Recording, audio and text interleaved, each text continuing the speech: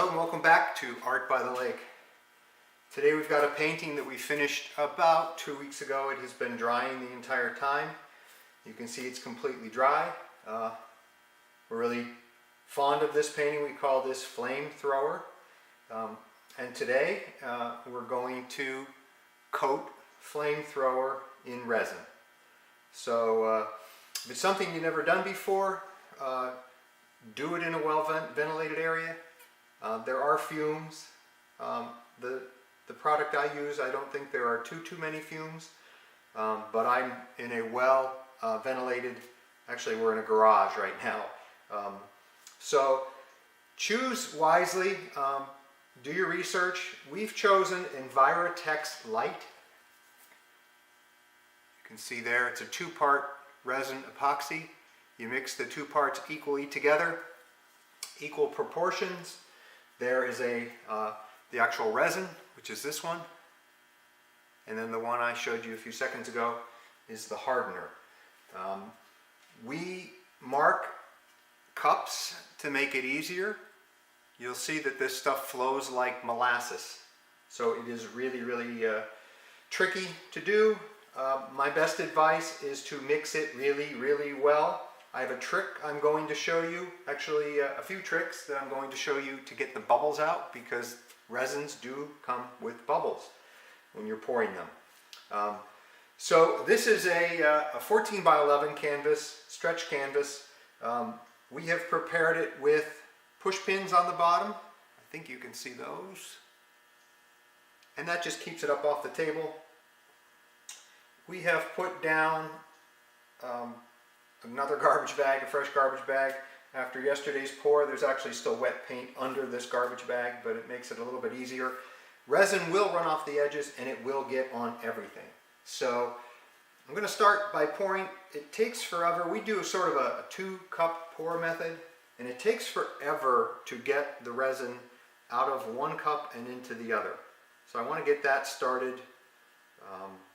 I'm now pouring the resin itself. Again, use the same type of cup, use the same style of cup so that the measurement is a little bit easier. You have to estimate how much it's going to take. So there are on the website for Envirotex and for other, Art Resin is another popular one, a little bit more expensive. They do offer on their website coverage estimates, so you can get a pretty good feel for how many ounces it will take. Again, practice this a few times. This is not something you want to take your absolute favorite painting and do it for the very first time. So you can see I've poured the first one. There are the bubbles that I spoke of. I pour it right up to the bottom of that blue tape. Again, I'm not sure how much that equates to in ounces, but this is a 14 by 11 painting. I'm going to pour the hardener in this cup, and then we'll get to mixing. Mixing is probably the most important thing with resin coating. You do not want any spots that are unmixed, and you do not want any spots that have just hardener or just resin. You will be disappointed with the outcome if you do that. You want to be accurate. You can see I'm taking my time here as I pour, trying to get it right up to the bottom of that blue tape. No more, no less. If you go a little bit too far, add a little bit more to the other cup. That's really the best way to do it. This resin will flow off the edge of the painting, so be prepared for that. Be prepared to touch up your edges. I have, again, my little favorite coffee stir sticks. And so I'm going to move the resin into the hardener, or the hardener into the resin. Honestly, I can't remember which cup is which right now. So you'll see, I'll put this over here so it's a little easier to see. You'll see I'm pouring it in. You'll see it is slow as molasses. It takes forever to get into that cup. But you want to get every drop you can. And you want to be not aggressive, but you don't want to be conservative. You don't want to run out of resin. before you've covered your painting and your edges. And I'll show you another trick we're going to do here while I'm waiting for the resin to drip down in. I'm going to take our painting and flip it, and I'm going to take some blue painter's tape,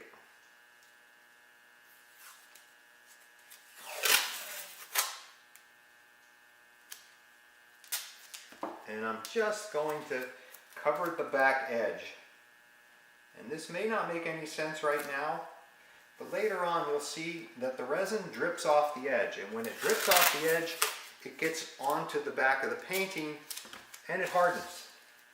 So it can be very difficult to remove. There are ways to remove it, some more gentle than others. So take your time and do this step. You'll thank me later. I know some people use power sanders to try to remove the paint once it is on the back, or I'm sorry, the resin once it is on the back. I don't really want to be that aggressive with a painting that I like a lot. So this is actually a step I meant to do in advance and I forgot. So here we are. Anyway, we're waiting for the resin to transfer from one cup to another. So, okay. Back to biz here. Let me make sure I got this in a good spot. There. I want to make sure it's lined up with the camera. Okay, so here we're getting most of our hardener resin together in one cup. I think you can see that that's just a slow process and there's no shortcut. You want to make sure it's all in there.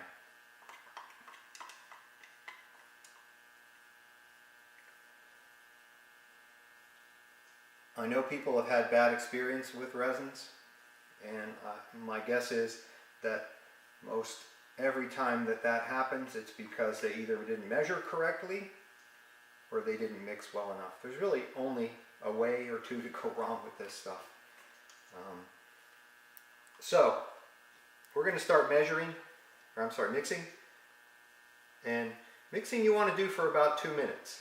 So kind of got an internal clock in my head now, counting backwards from 120. So you want to make sure that you do this step and you get down the middle of the cup, you get down the edges of the cup, because when you pour, you'll see that anything that was dripped on the edge of the cup or anything that was stuck to the side walls of the inside of the cup, if it doesn't get mixed with resin and hardener, it will come out as either resin or hardener. And on their own, you do not want them on your painting. So, mixing. Really, really important. You'll also see I'm wearing gloves. Some people wear respirators. I've seen that as well. I quite honestly don't think Envirotex Lite has a lot of fumes, but you be the judge. I'm not a doctor or medical expert or fume expert on this, so you be the judge.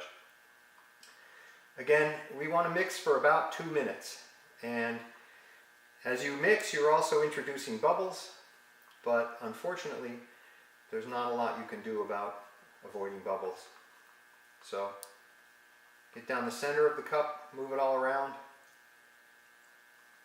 Depending upon the size of the pour, and you'll see this stuff can get pretty thick and it can get tiring to mix it. So I know a lot of people that they sort of wear down and eventually give up on it before it's ready. You'll also see we're introducing a lot of bubbles into this. As I look at it now, look at my estimate now, I'm not 100% convinced that we have enough. So if we don't, I will likely jump up and pause the camera and mix another batch just so that we don't waste time watching me mix again.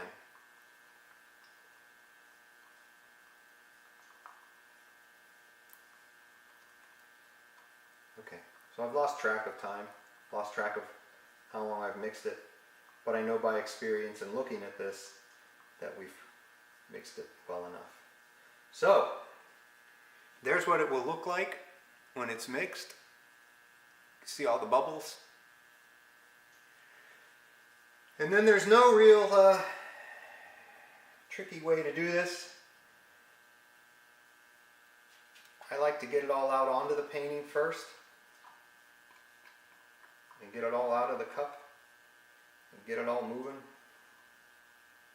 You may like to do it a different way. Pour a little at a time if you want. This stuff is self-leveling, so it is going to run off the edge of the painting. Count on it.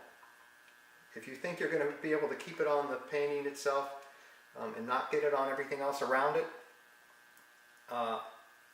you're not going to be able to do that. So plan accordingly.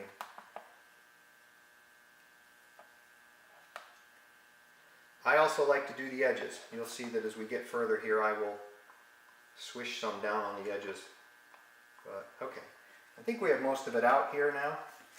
And so, again, different people do different things. I like to move it around with the stick. This is where the gloves come in handy because this is where you get a lot on your fingers.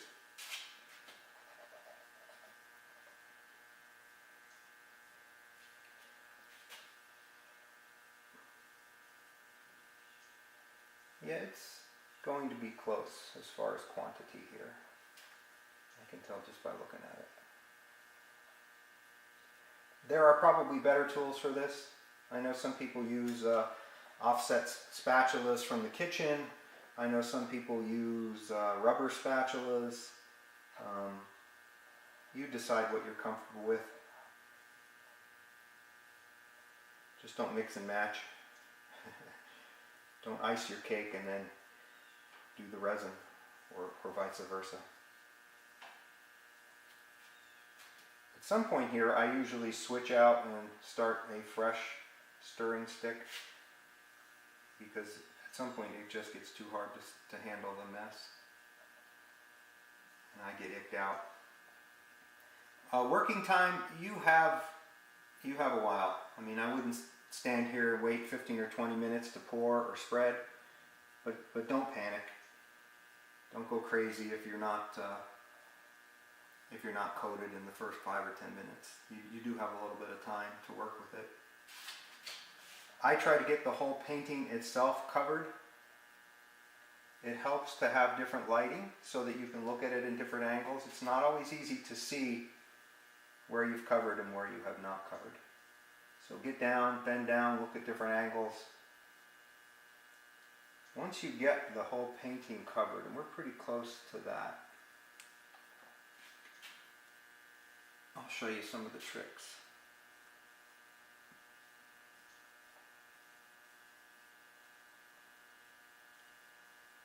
Yeah, I would say, based on what I have going now, I would say probably a few ounces more of each would have been better on this picture. So I may mix a little bit more. We'll see. We'll see.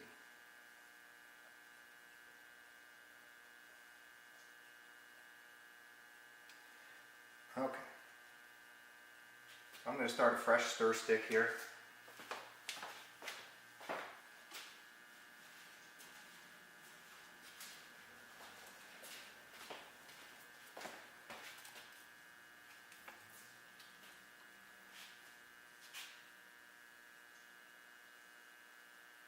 Resins are self-leveling, so they will seek level. They will find a spot. So, and here's a good example. I'm looking at this now saying, I think I'm going to need just a couple more ounces. So what I'm going to do is pause the camera very quickly, switch out my gloves, and pour some more. We will be back momentarily.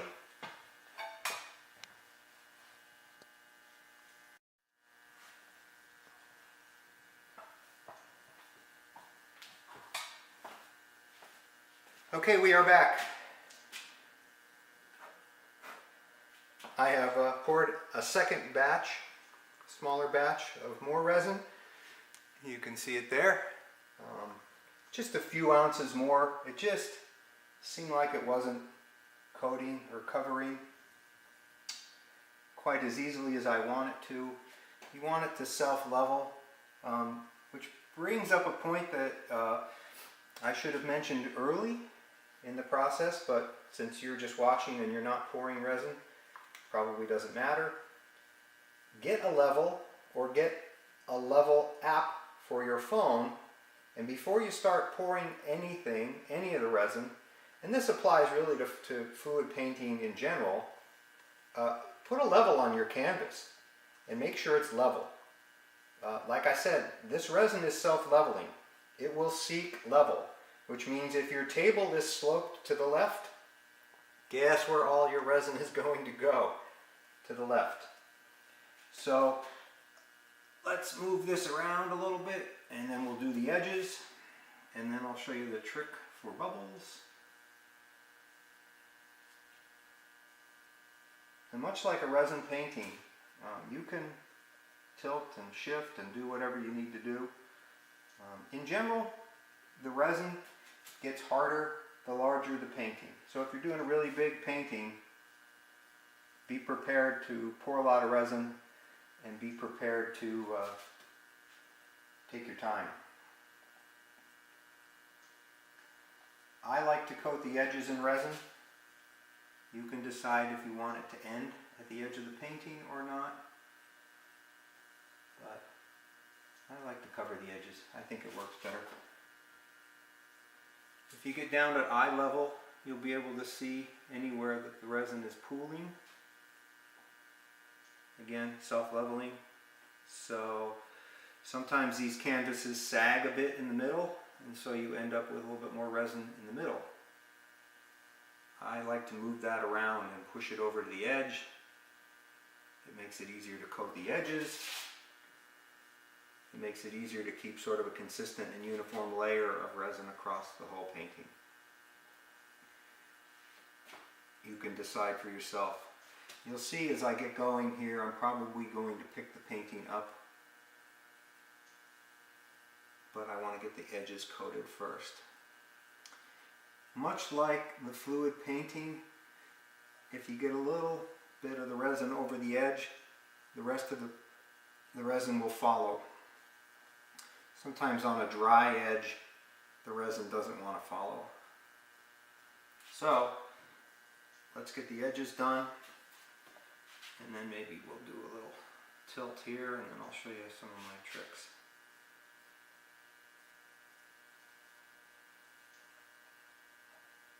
I don't know how well this is translating to video on the camera, but we're just going down the edges and trying to make sure that the edges all have resin on them.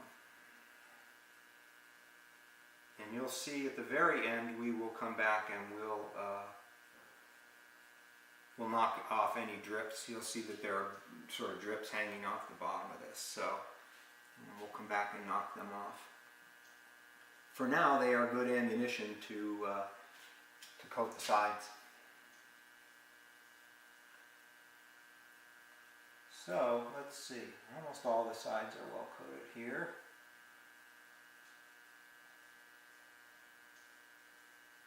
This is another reason why you're better to have too much resin than not enough resin. If you see any bubbles, that's what we're going to work on next, but if you see any big bubbles, you can just blow on them. I'm going to come around this side and do the edges on this side too.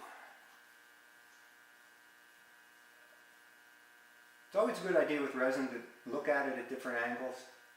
So move your lights around, move yourself around, because you don't want any bare spots, and you don't want any big bubbles or big drips if you can avoid them.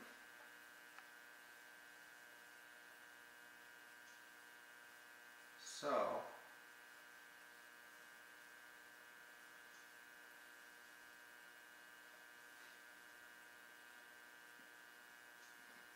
there's a spot here you probably cannot see, but there's a spot here that's not cooperating on the edge. There we go.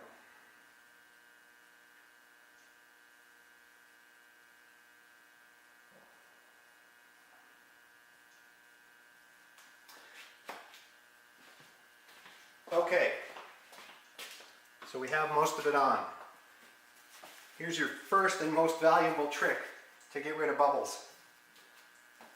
Get a straw. This is a fancy sort of stainless steel straw, but you'll see, and it's probably hard to see from here, there are bubbles all over this.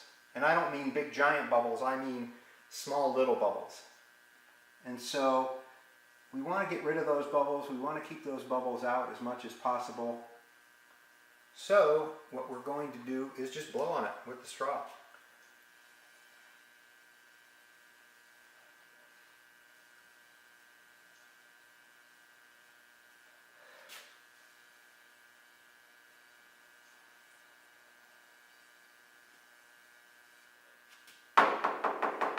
You'll hear me tapping off to the side.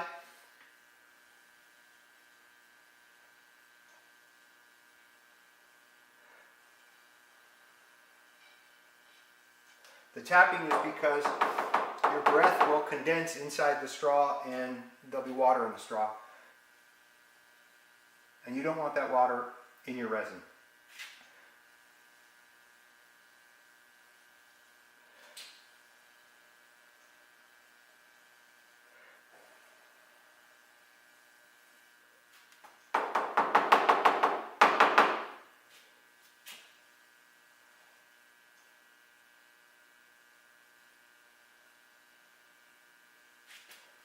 Take your time with this step. There will be a lot of bubbles. And you will be unhappy if the bubbles survive to the drying point of the resin.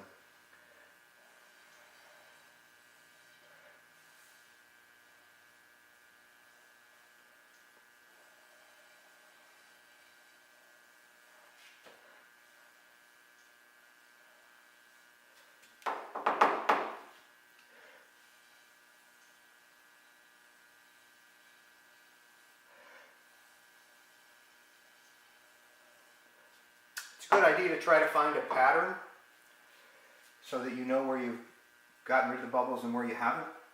Again, sometimes good lighting or getting down at an angle.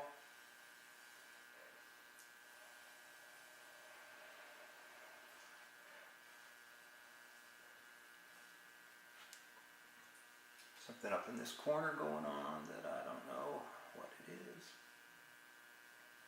Pretty much any time you move this stuff around, be prepared to get the straw back out and blow the bubbles out.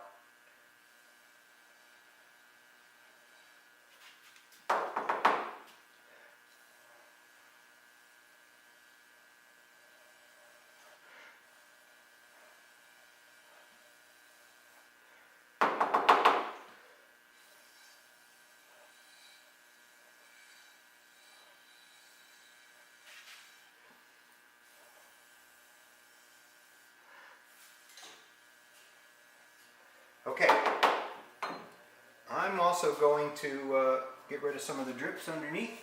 I'm going to give this a good look over. I think we may tilt it just a little bit just to see that there's nothing else going wrong here. You can see we've got high gloss, which is really, really cool on a painting like this. And let's just lift from this edge and see, just to make sure everything looks good.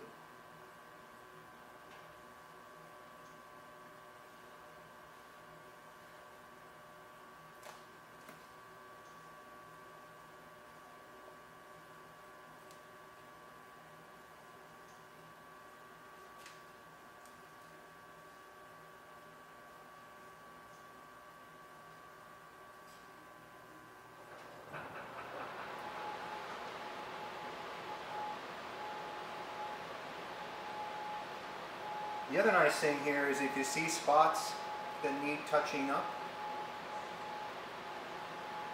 you can simply touch them up.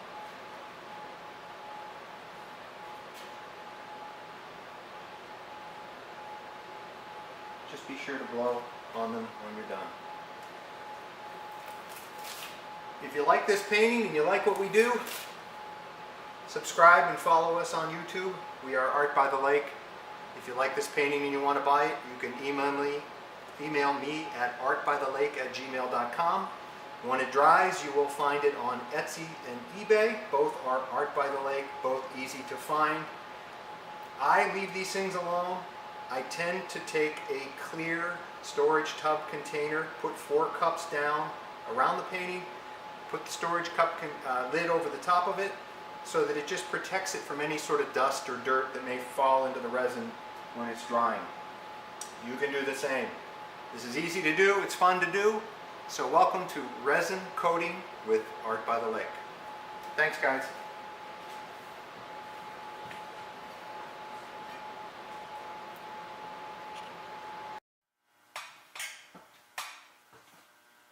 So one last little trick that we thought of as soon as we turned off the camera.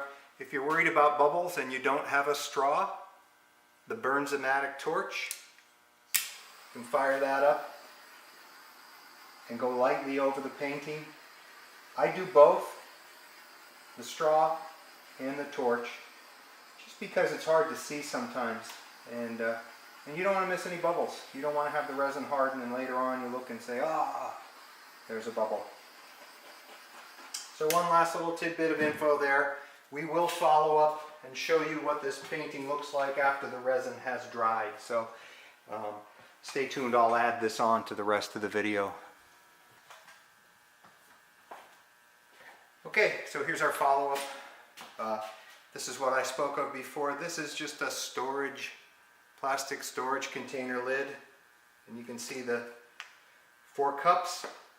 The resin has had a chance to dry. I've gone around the edges and tried to knock off any drips. I've tried to get down low and look for any missing spots. While the resin is still wet, you can still scoop some off the garbage bag, which is another reason I use a garbage bag. You can scoop some of the resin that has run off the edge and put it back on any missing spots. And you have to get down and look at different angles, and you do have to reapply the blowtorch or reapply the straw to make sure anything you add, you get the bubbles out. But here's what it looks like. Looks pretty glossy, I think. It's going to look good. I won't touch this now. I'll cover it back up. I won't touch this for another 24, 48 hours at least. So that's why I put the plastic container over it, keep dust off it. If you have a room that has a lot of dust or forced air heat or fans or anything running that might blow dust onto it, you might find a better way to cover it. Maybe you can put half of a box over the top of it or something. Just don't get anything in the resin until it has had a chance to dry. So there is Flamethrower from Art by the Lake with resin coat.